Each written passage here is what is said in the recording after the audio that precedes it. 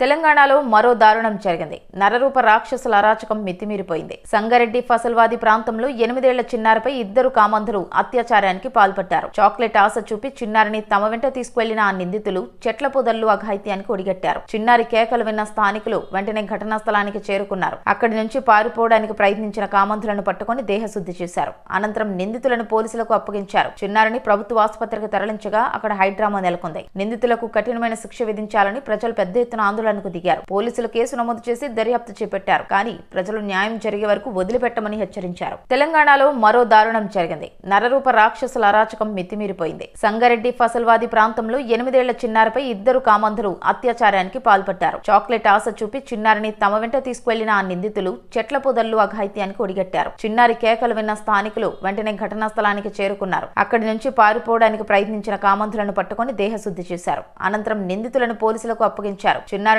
ప్రభుత్వ ఆసుపత్రికి తరలించగా అక్కడ హైడ్రామా నెలకొంది. నిందితులకు కఠినమైన శిక్ష విధించాలని ప్రజలు పెద్ద ఎత్తున ఆందోళనకు దిగారు. పోలీసులు కేసు నమోదు చేసి దర్యాప్తు చేపట్టారు. కానీ ప్రజలు న్యాయం జరిగే వరకు వదిలిపెట్టమని హెచ్చరించారు.